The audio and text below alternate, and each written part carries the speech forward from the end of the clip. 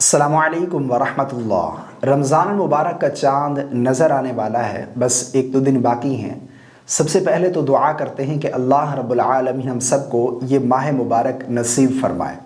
اور میری آپ سب سے گزارش ہے کہ رمضان المبارک کا چاند دیکھ کر آپ نے یہ ایک کام ضرور کرنا ہے، یہ عمل آپ نے ضرور کرنا ہے، کیونکہ یہ حدیث پاک سے ثابت ہے، رسول اللہ صلی اللہ علیہ وسلم کی سنت سے ثابت ہے۔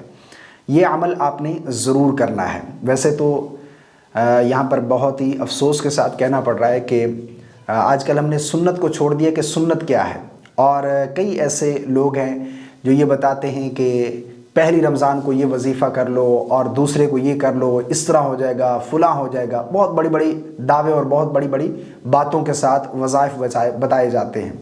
حالانکہ سب سے پہلے ہمیں سنت کو دیکھنا چاہیے کہ رسول اللہ صلی اللہ علیہ وسلم کی سنت مبارکہ کیا تھی۔ آئیے ایک حدیث پاک میں آپ لوگوں کے ساتھ شیئر کرتا ہوں۔ ترمذی کے اندر حدیث موجود ہے، حدیث نمبر 3451 3451۔ حضرت طلحہ رضی اللہ تعالی عنہ سے روایت ہے کہ نبی کریم صلی اللہ علیہ وسلم جب چاند دیکھتے تھے تو یہ کہتے تھے۔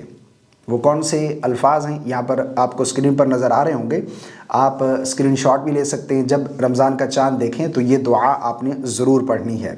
اللہم اہلہ علینا بالیمن والایمان والسلامت والاسلام ربی وربک اللہ۔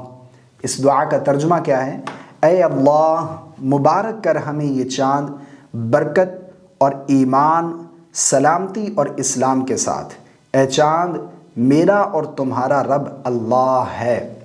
یہ دعا رسول اللہ صلی اللہ علیہ وسلم سے ثابت ہے جب بھی نیا چاند دیکھیں۔ اب چونکہ مسلمانوں میں یہ چیز رہی نہیں ہے، باقی مسلمان صرف اب رمضان کا چاند دیکھتے ہیں یا پھر عید کا چاند دیکھتے ہیں۔ ویسے تو چاند دیکھنا چاہیے، جتنے بھی اسلامک مہینے ہیں ان کا چاند دیکھنا چاہیے، لیکن اب چونکہ رمضان کا چاند دیکھا جاتا ہے یا عید کا چاند دیکھا جاتا ہے، تو اس لیے میں یہاں پر بتانا چاہتا ہوں کہ پہلے سنت پر عمل کریں۔ رسول اللہ صلی اللہ علیہ وسلم کی سنت مبارکہ ہے کہ جب بھی آپ نیا چاند دیکھتے کسی مہینے کا تو یہ دعا پڑھا کرتے تھے، تو ہمیں بھی یہ دعا ضرور پڑھنی چاہیے۔